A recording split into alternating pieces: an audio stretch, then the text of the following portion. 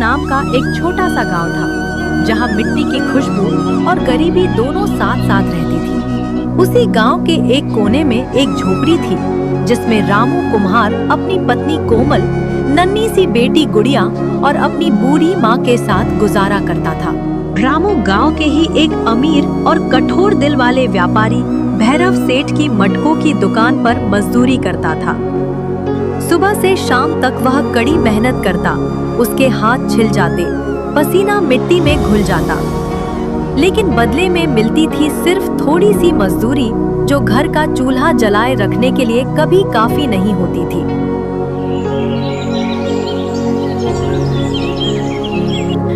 सुनिए जी, कल सेठ भैरव ने फिर वही पुरानी मजदूरी दी। दिन भर धूप में काम करते हैं और मिलता क्या? माँ की दवा खत्म हो गई है, राधा के कपड़े भी फट गए हैं। मैं समझ नहीं पा रही क्या करें। मैं क्या करूं कोमल, भैरव सेठ बस इतना ही देता है। रोज सुबह से शाम तक मिट्टी में घुस जाता हूं, पर मेहनत का मोल अब दुनिया में कहाँ मिलता है। गरीब के पसीने की कीमत तो सेठ लोग अपने हिसाब से लिखते हैं। फिर आप उनके लिए काम क्यों करते हैं जी? आपके हाथ के मटके तो पूरे चंदनपुर में मशहूर हैं। क्या पता अगर आप खुद बेचना शुरू करें तो आपकी कमाई दुगनी हो जाए। सेठ के लिए क्यों अपना पसीना और कला दोनों बर्बाद कर रहे हो? अरे कोमल, दुकान खोलने के लिए पैसा चाहिए, जगह चाहिए, और हमारे पास क्या है? ये छोटी सी झोपड़ी। आप चिंता मत कीजिए, स्टार्टिंग में प्रॉब्लम होगी पर सब ठीक हो जाएगा। हम थोड़ा थोड़ा करके सब कर लेंगे। भगवान पर भरोसा रखिए। बेटा, सही कह रही है तेरी पत्नी। सेठ के लिए काम करके कब तक पेट पालोगे? अपना कुछ कर। मिट्टी तेरे हाथ में है तो किस्मत भी तू ही बना सकता है। ठीक है कोमल, कल सेठ से कह दूंगा, अब और मजदूरी नहीं। अगले दिन रामू भैरव सेठ के पास जाता है। उस दिन रामू ने फैसला कर लिया था कि अब वो सेठ के लिए नहीं, खुद के लिए काम करेगा। मालिक नमस्ते, मुझे आपसे एक बात कहनी थी। हाँ बोलो रामू, क्या बात है? मालिक, आप मेरा हिसाब कर दीजिए, मैं अब यहाँ काम नहीं करूँगा। क्या बोला तूने? इतना देता हूँ फिर भी तू काम नहीं करेगा? मालिक, गलत मत समझना, मैंने कभी शिकायत नहीं की, पर घर का खर्चा नहीं चल रहा, सोचा खुद कुछ कोशिश कर लूं। कोशिश? चल ठीक है, जा, मैं भी देखता हूँ तू क्या कर लेगा। ए चमचे, इसका हिसाब कर। जी मालिक, पिछली बार इसने अपनी माँ की दवा के लिए जो बड़ी रकम एडवांस ली थी और मिट्टी के जो बचे हुए दाम थे, सब जोड़ घटाकर देखा जाए तो रामू के हिस्से में कुछ नहीं बचता मालिक। इसका हिसाब तो पूरा पूरा जीरो हो गया। सुन लिया रामू, तेरे सब पैसे कट गए, तू पहले ही ले चुका है, अब कुछ नहीं मिलेगा। मालिक, तो आपने खुद कहा था तब के लिए, मैंने कब कहा सब पैसे ले लो? ये तो अन्याय है। बस खामोश रह, औकात देख अपनी। तू मुझे मेरा हिसाब समझाएगा? हाँ, तेरे हाथ की मिट्टी में वो दम नहीं जो दुकान खोले। जा जा, और हाँ, जब हार कर वापस आएगा ना, तब 2 गुनी गुलामी करने को तैयार रहना।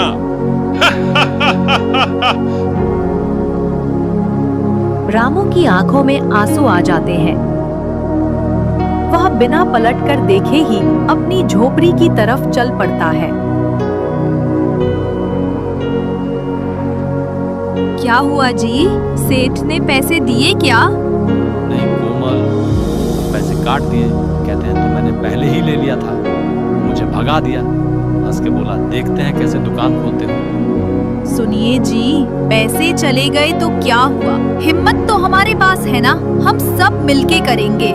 माँ मिट्टी बनाएंगी, मैं बिक्री में मदद करूंगी, गुड़िया छोटी है पर दुआ तो करेगी। बेटा, दुकान नहीं, अपना सपना खोल। सेठ ने तेरा पैसा नहीं रोका, तेरी किस्मत रोकी है। अब वक्त है उसको तोड़ने का।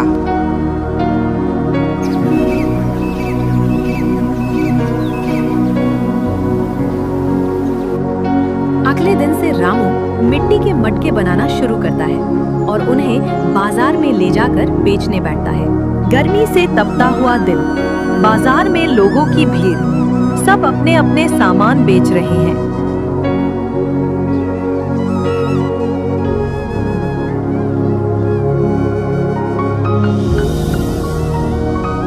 बीच में रामू एक पेड़ के नीचे मटके, घड़े और दिए सजाता है। उसके चेहरे पे उम्मीद है, पर दिल में थोड़ा डर भी। आइए आइए, रामू कुम्हार के ठंडे मटके, सस्ते और मजबूत।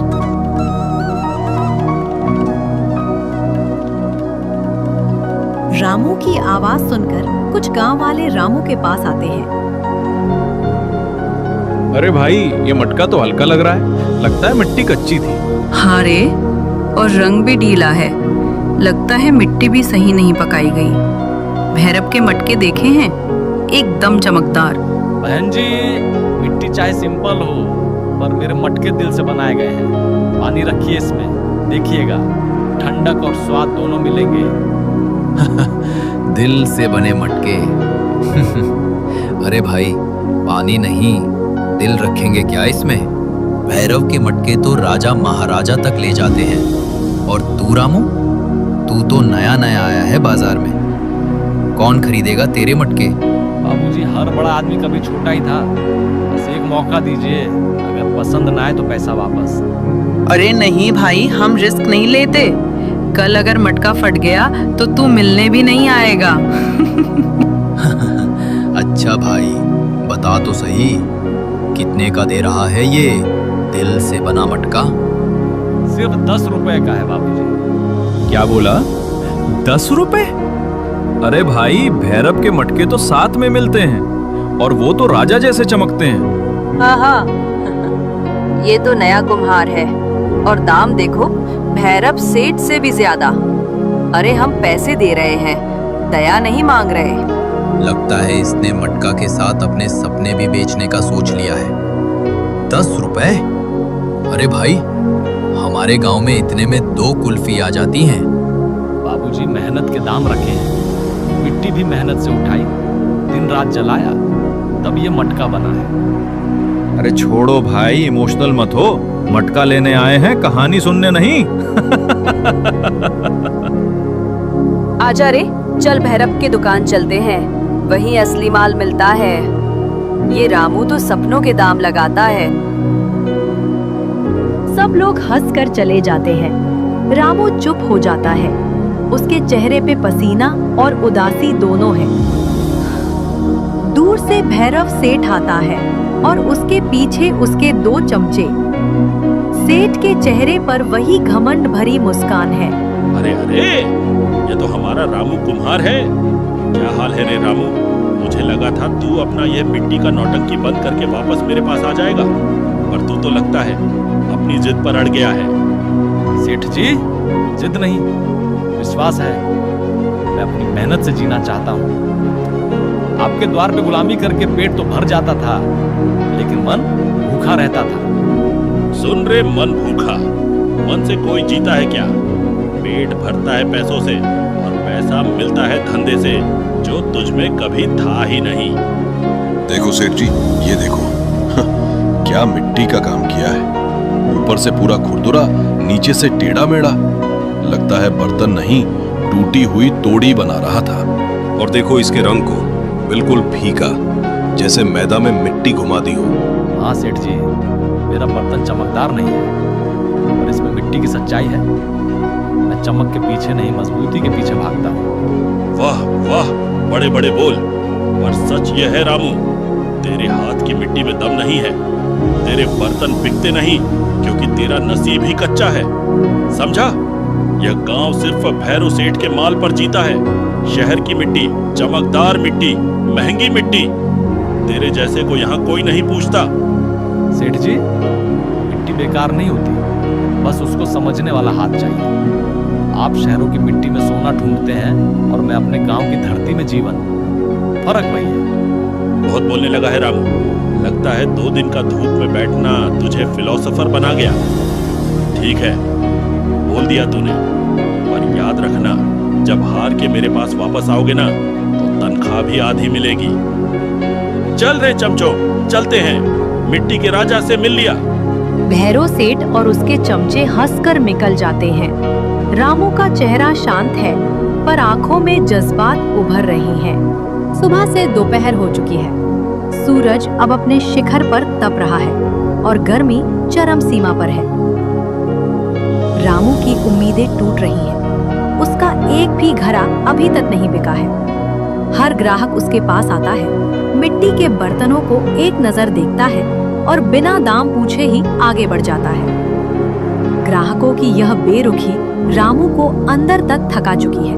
निराश होकर रामू पास के एक घने पेड़ की छांव में जाकर बैठ जाता है।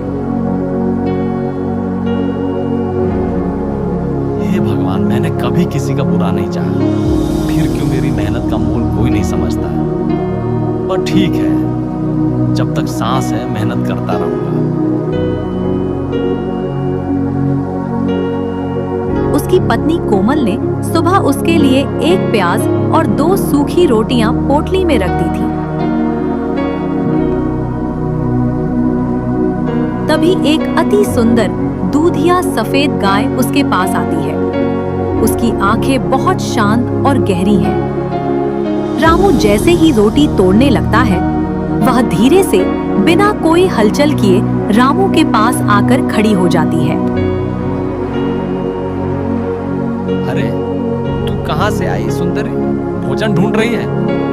ले ले। क्या हुआ अगर मुझे ठंडे में बेरंगी है, पर अतिथि का मान तो रखना ही चाहिए। हाँ, मेरी अच्छी दोस्त गुड़िया होती तो तुझे गले लगा लेती। वह सुंदर गाय बड़े ही प्रेम और सभ्यता से रामू के हाथों से रोटी खाती है। रामू उसे स्नेह से अपने हाथों से सहलाता है, जिससे गाय और शांत हो जाती है। जैसे ही रोटी खत्म होती है, गाय एक पल रुकती है, फिर धीरे से मुड़ती है और जंगल के घने पेड़ों के बीचों बीच उनकी गहराइयों में ओझल हो जाती है। रामू अपनी थकान को झाड़ा और वापस अपने काम पर लग गया। वो फिर अपने मटके साफ करने लगता है। थोड़ी देर बाद उसके कान में कुछ हंगामा की आवाज आती है। रामू तुरंत पलटकर उस दिशा में देखता है जहां से हंगामे की आवाज आ रही थी।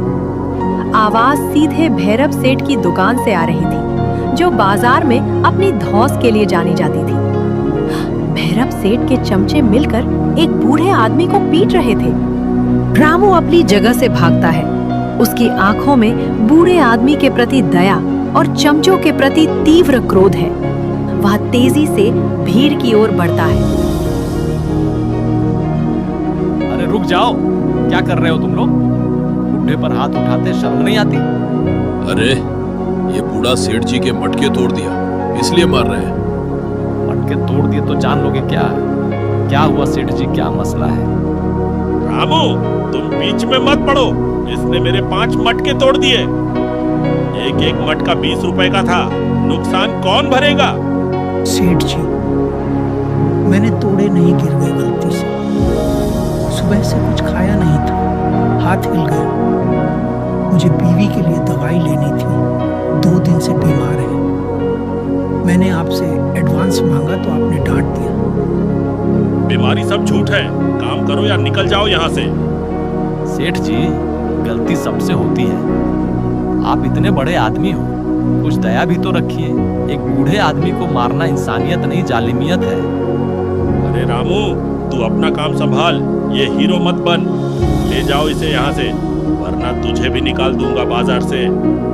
सेठ जी, बाजार आपका हो सकता है, पर इंसानियत हर किसी का अधिकार है। बाबा चलिए, मैं देख लूंगा। आपको दवाई के पैसे चाहिए ना? बेटा, भगवान तुझे खुश रखे। तेरे जैसा आदमी आज के जमाने में मिलना मुश्किल है। घर जाइए बाबा, बीवी को दवाई खिलाइए। काम की चिंता मत कीजिए। जब मेरी अपनी दुकान खुल जाएगी ना, मैं आपको जरूर नौकरी दूंगा। पहले अपनी दुकान तो खोल लो रामू, फिर दुनिया को नौकरियां देना। जरूर खोलूंगा सेठ जी, क्योंकि दिल से चला धंधा कभी बंद नहीं होता।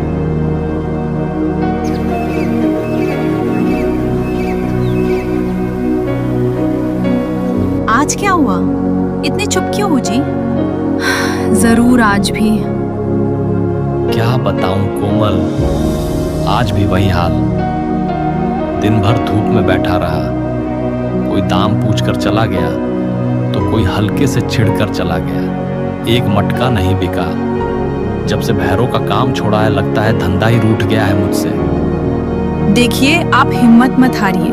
भैरव का घमंड उसका साथ दे रहा है, लेकिन आपकी मेहनत वो आपका साथ देगी। आपका काम सच्चा है, बस थोड़ी सी देर है। कितनी देर कोमल? एक एक दिन इतना मुश्किल हो रहा है। तुम्हारे लिए अच्छी साड़ी नहीं खरीद पाता, गुड़िया का पेट भी ठीक से नहीं भर पाता, और अब तो माँ की दवाई भी खत्म हो गई है। हाँ, कल सुबह तो जरूर देनी पड़ेगी। और उधर गुड़िया, वो तो आज भी भूखी सोई है। उसके लिए एक नया जोड़ा भी नहीं ले सकते। बस यही सोचता हूँ कि काश कुछ ऐसा हो जाए कि हमारी किस्मत पलट जाए, जिससे मैं माँ की दवाई ला सकूं और गुड़िया को खुश रख सकूं। चिंता मत करो स्वामी, वो ऊपर वाला सब देखता है। जब इंसान की कोशिश अच्छी होती है ना, तो भगवान कोई ना कोई रास्ता जरूर दिखाता है। आप कल फिर जाइए, कोशिश मत छोड़ना। हाँ, तुम सही कहती हो, कल फिर जाऊंगा। कल तकलीफ है तो कल खुशियां भी आएंगी। माँ और गुड़िया के लिए मुझे जीतना होगा।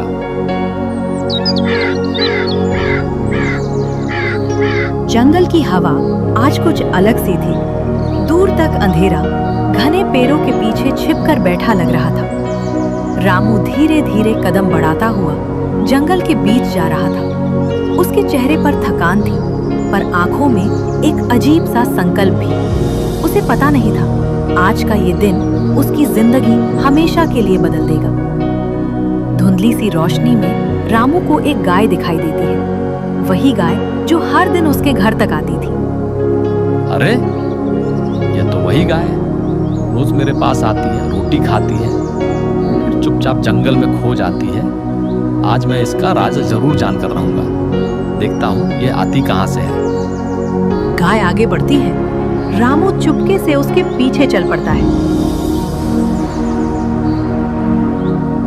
लेकिन कुछ ही कदम बाद गाय अचानक पेड़ों के बीच गायब हो जाती है। अरे, ये तो यही थी, कहाँ चली गई? तभी एक दर्द भरी करा उसके कानों तक पहुंचती है। एक दुबली पतली बूढ़ी माँ लकड़ी का भारी गट्ठा उठाने की कोशिश कर रही होती है। उनके हाथ कांपते हैं, कमर दर्द से झुक जाती है। अब ये हाथ पैर भी साथ नहीं देते, कैसे ले जाऊंगी इन लकड़ियों को? रामू तुरंत भागकर उनके पास पहुंचता है। रुक जाइए, आप अकेले ये कैसे उठाएंगी? दीजिए, मैं मदद करता हूँ। रामू एक ही झटके में लकड़ियों का गट्टा उठा लेता है। बूढ़ी माँ उसे हैरानी से देखती है। दोनों जंगल के अंदर चल पड़ते हैं। कुछ ही देर में एक छोटी सी कुटिया सामने आ जाती है।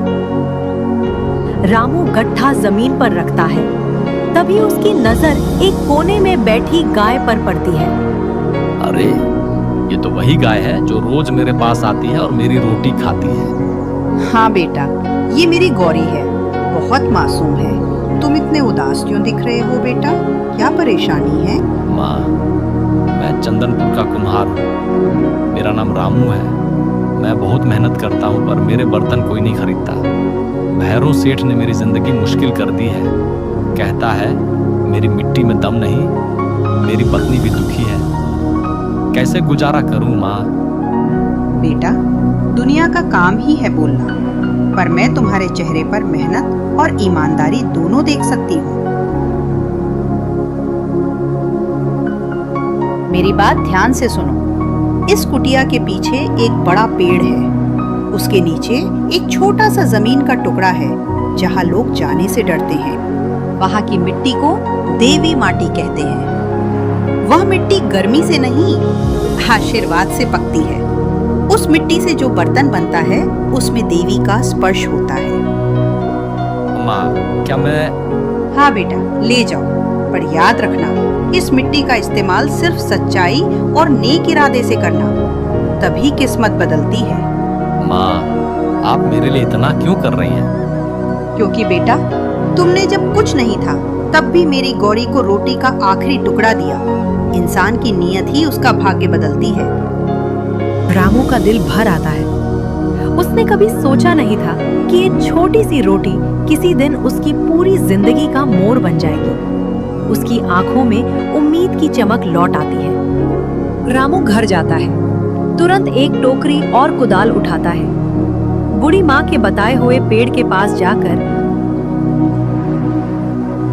वह ध्यान से देवी माटी की मिट्टी उठाता है। थका हुआ लेकिन आंखों में एक नई चमक लिए रामू अपने सर पर मिट्टी की टोकरी में देवी माटी लिए आता है। झोपड़ी के बाहर उसकी पत्नी कोमल उसे चिंता से देखती है। स्वामी, आपको इतनी देर कहाँ लग गई? मैं कब से आपका इंतजार कर रही थी। और ये बोझ कैसा? शांत हो जाओ कोमल, मैं ठीक हूँ। ये बोझ नहीं है, तो हमारी किस्मत है। किस्मत? ये कैसी मिट्टी है स्वामी? पहले अंदर आओ, मुझे तुम्हें सब कुछ शुरू से बताना है। ये सफर बहुत खास था। रामू और कोमल घर के अंदर आते हैं। कोमल जल्दी से उसके लिए पानी लाती है। रामू थका हुआ है पर उसकी आंखों में एक अजीब सी शांति है। रामू पानी पीता है, राहत की सांस लेता है, फिर कोमल को सारी बातें बताता है। तो ये मिट्टी, ये आशीर्वाद है। भगवान ने हमारी सुन ली स्वामी। अब हम एक पल भी नहीं गवाएंगे। मैं तुरंत आपके लिए बर्तन बनाने की तैयारी करती हूँ।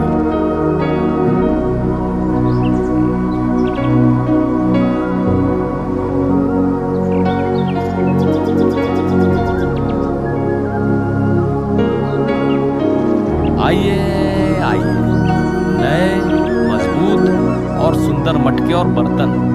इसकी गर्मी और ठंडक देखिए। इतनी बढ़िया मिट्टी के बर्तन आपको कहीं और नहीं मिलेंगे। एक बार इस्तेमाल करके देखिए, बरसों चलेंगे। इन खूबसूरत बर्तनों से अपने घर को सजाइए। अरे रामू, ये क्या चमत्कार है? ये बर्तन तो भैरव के बर्तनों से भी ज्यादा अच्छे हैं। कितने हल्के और मजबूत हैं। हाँ, रंग भी कितना गहरा है। कितने में दोगे रामू? बस वही दाम जो आम मिट्टी के दाम है, 5 रुपए। अरे भाई, ये तो बहुत ठंडा है, बिल्कुल सेठ के मटके जैसे। कितने का दिया? बस 5 रुपए बहन। 5 रुपए? भैरव सेठ तो 20 रुपए मांगता है। चलो मुझे 2 दे दो भाई। पल भर में गांव वालों की भीड़ रामू की दुकान पर लग जाती है। रामू के बर्तनों की चमक और हल्कापन सबको बहुत पसंद आता है। रामू के चेहरे पर पहली बार मुस्कुराहट आती है। वो खुशी से मटका पैक करता है। जैसे ही शाम हुई, रामू ने अपनी सारी कमाई को संभाला और खुशी के मारे दौड़ा चला आया। घर के दरवाजे पर पहुंचते ही वह अपने उत्साह को रोक नहीं पाया और जोर से चिल्लाया, अरे माँ कोमल, जहाँ हो जल्दी आओ। रामू की आवाज सुनकर कोमल और बूढ़ी माँ घबराकर बाहर आई। क्या हुआ? कुछ हुआ है क्या? क्या घर ही टूट गए या किसी से झगड़ा हो गया? अरे शांत हो जाओ, कुछ हुआ नहीं है, बल्कि बहुत अच्छा हुआ है। तो जल्दी बताइए, क्या हुआ?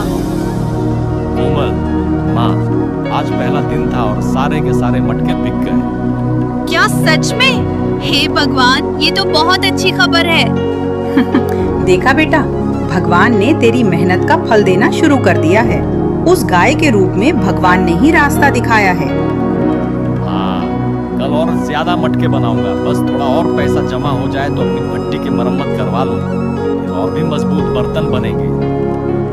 इधर रामू की आर्थिक स्थिति तेजी से सुधर रही थी। रामू के घड़ों की चर्चा दूर दराज के गांवों तक पहुंच चुकी थी और दूसरी तरफ भैरव सेठ की हालत दिन ब दिन बिगड़ती जा रही थी। मालिक, मालिक, सुना आपने?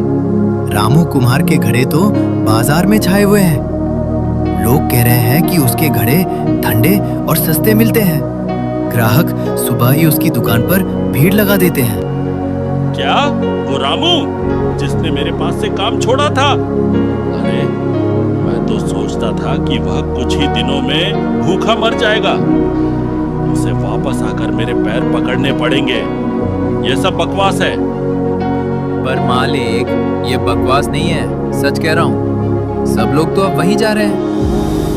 उसके घरे आजकल पड़ोसी गांव तक जा रहे हैं। वो रात दिन काम कर रहा है। ठीक है, मैं भी देखता हूँ अब ये कहाँ तक जाता है। कल से अपने घड़े और सस्ते बेचना, दाम इतने गिरा देना कि रामू को घाटा हो जाए। हम उसे टिकने नहीं देंगे।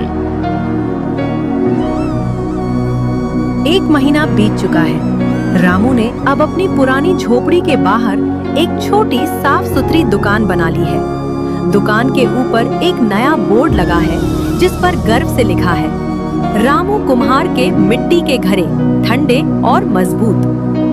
दुकान पर ग्राहकों की अच्छी खासी भीड़ है। रामू ग्राहकों से बात कर रहा है।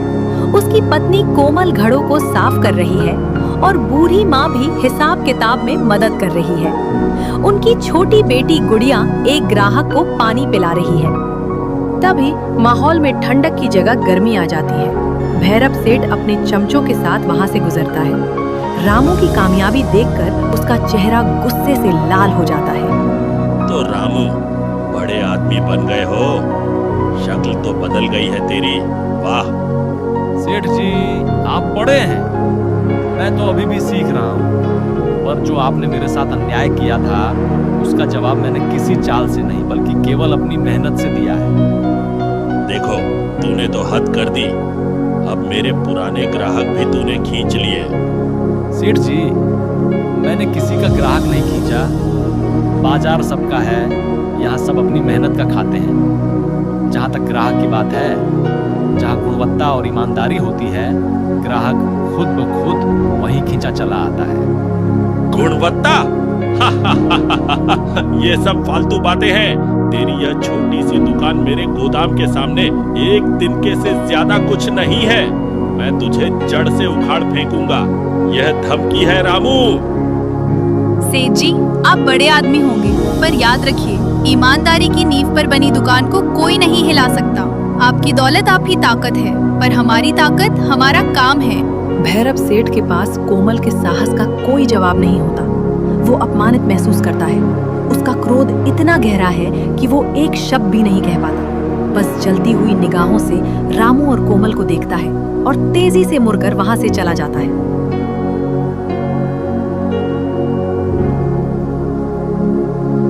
भैरव के जाते ही गांव वाले रामू की प्रशंसा करते हैं। रामू और कोमल एक दूसरे को देखकर विजय की एक शांत मुस्कान के साथ हंस पड़ते हैं। माँ गर्व से उन्हें देखती है।